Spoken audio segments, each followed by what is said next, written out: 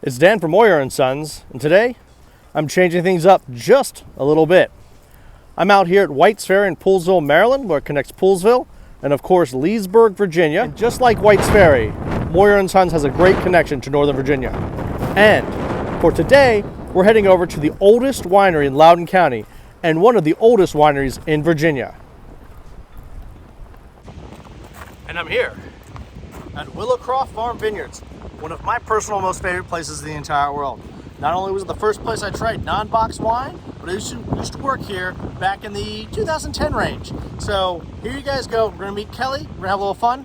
That's Brian. We'll catch up with him a little bit later. So welcome to Willowcroft.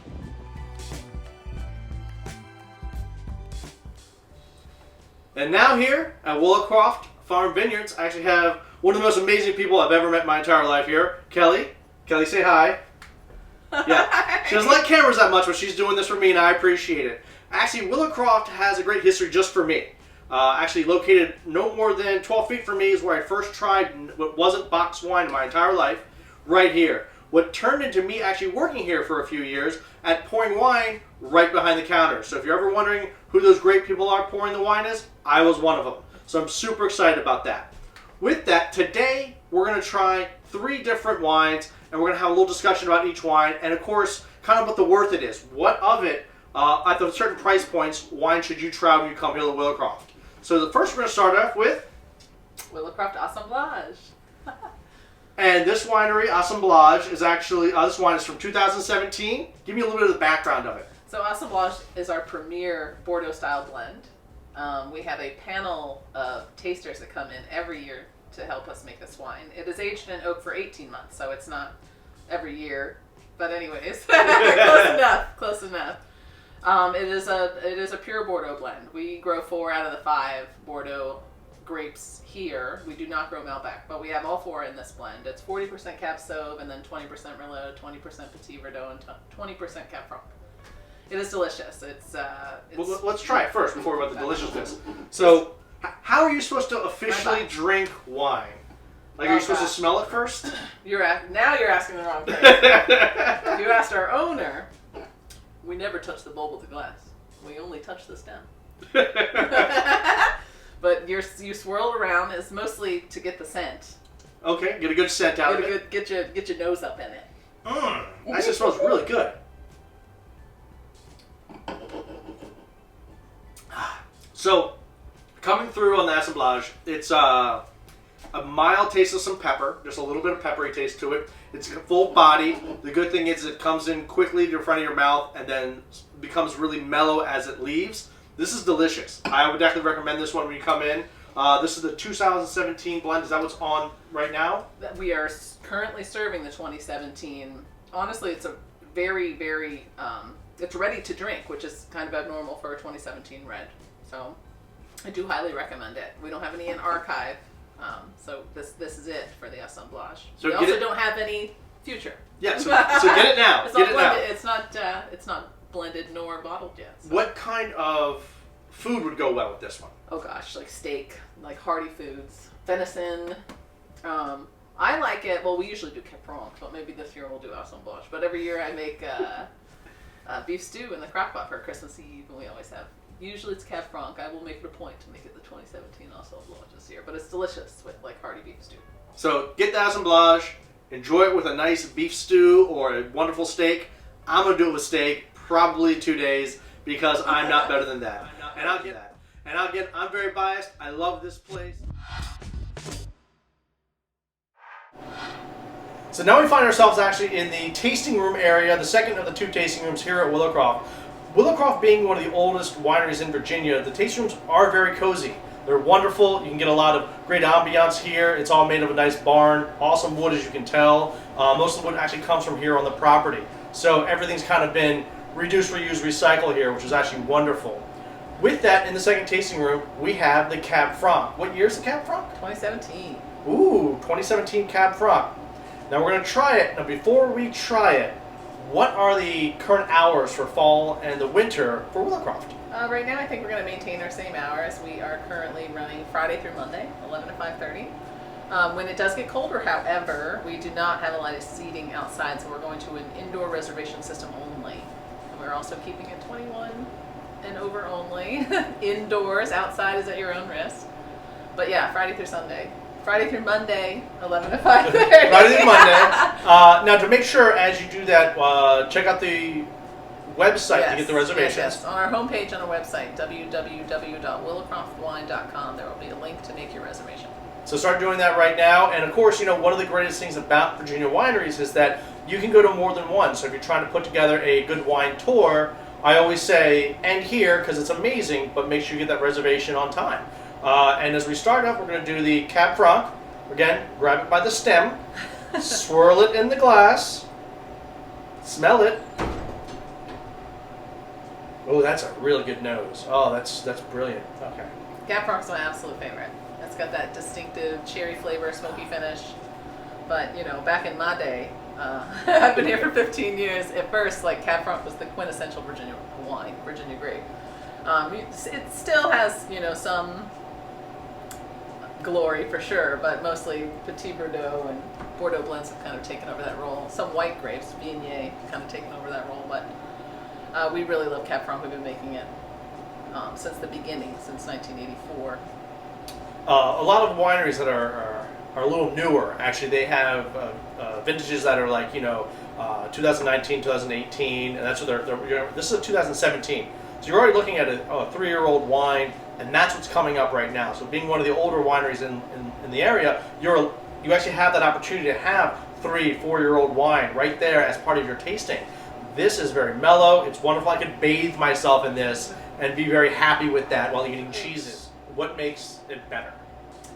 Oh gosh, the crop itself was better. Okay. So if the crop is better, the wine will be better. You know what I mean? Yeah, absolutely. 2017 was just a dry, hot year. 2016 had more rain. This past year wasn't bad. It wasn't bad. 2017 was just amazing. 2017 was great. 2018 was not good. And now we're up in the Prestige Wine Club Loft in the upper barn here at Willowcroft. And with Willowcroft and being a part of a wine club member, what are some of the benefits you get, Kelly? Oh gosh, let me tell you what the benefits are. We have about almost 400 wine club members. This loft up here was built exclusively for our wine club members to come and enjoy. It's been great since COVID because it's been not a lot of people whatsoever, and they've pretty much had the room to themselves. But wine club members every other month, so 6 times a year, they'll get wine club shipments, hand-selected. The 2 wines are hand-selected by our winemaker, Lou. He does a little write-up, and we put that in, and members come and pick their wines up. They have extra discounts, or discounts are higher. They have discounts on events, and then we have wine club exclusive events just for wine club members. We do have one coming up on November 15th. It is it is pretty much one of the first wine club events we've done all year. And with COVID, we're only going to have 10 people up here at a time, but at least we'll get to see some of our members and, enjoy some time with them. We do have something currently scheduled in December, and it's our annual holiday social as one of our most popular events, so I do hope that we will still be doing that. We haven't made up our mind yet, but yeah, wine club is fun. A lot of great members. And again, for the vines that are here, some of the oldest, maturest vines in Virginia, coming up with some of the best wines you can possibly have in the area, being a wine club member here is very prestigious. You are getting the best of the best.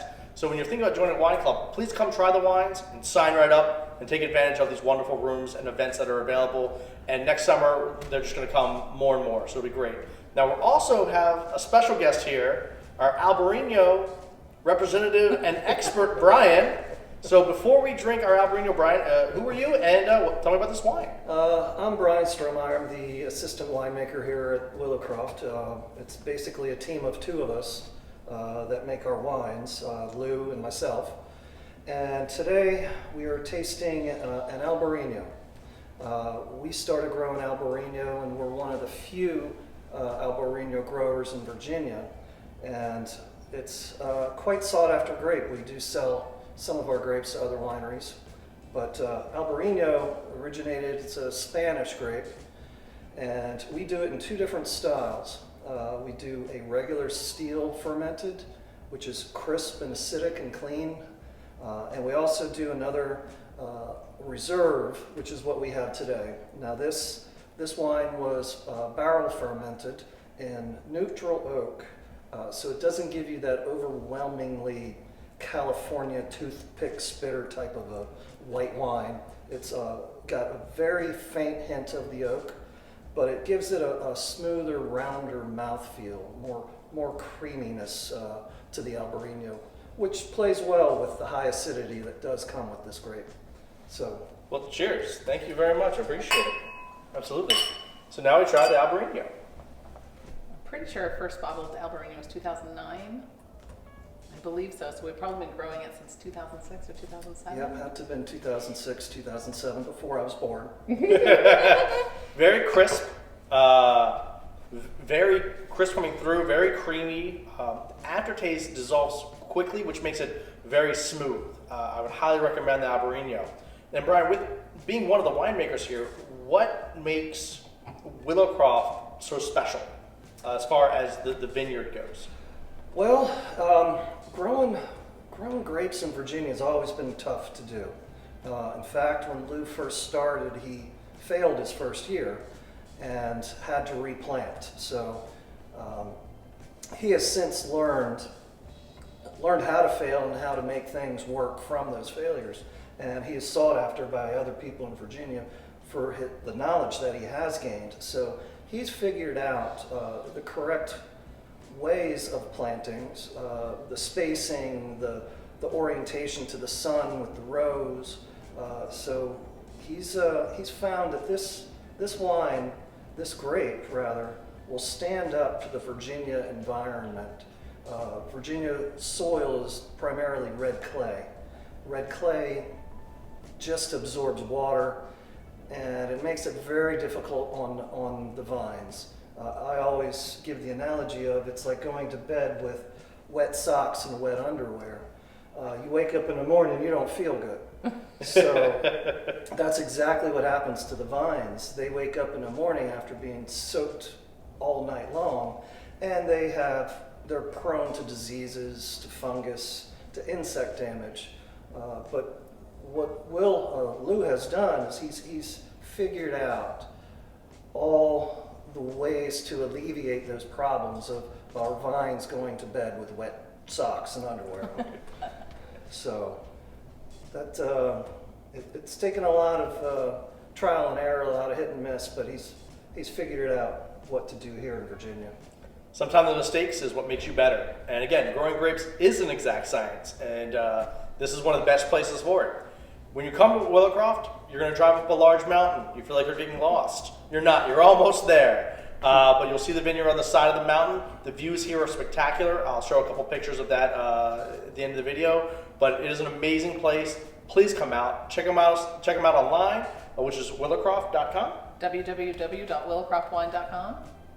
And guys, don't be strangers here.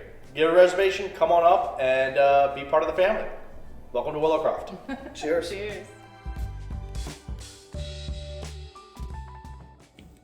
So it was an amazing trip to Willowcroft. Had an amazing time. The big question is, what was worth it? You had the Assemblage, which was around $42 a bottle.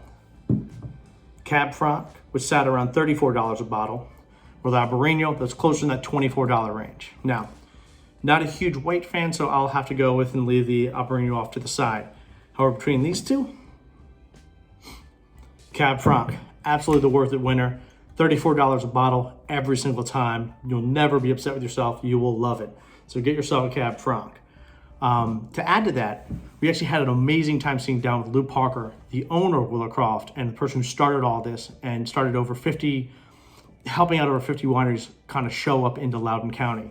So stay on the video just a little bit longer and listen to kind of how Willowcroft got started, the verbal history that you can hear right here.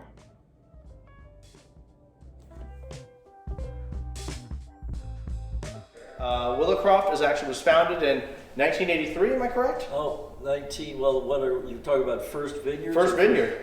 First Vineyard, 1980. 1980. Well, this is Lou. He's actually the owner, founder, and the person to put the first vine in. So, Lou, give us a little bit of history about Willowcroft and how all this kind of came to.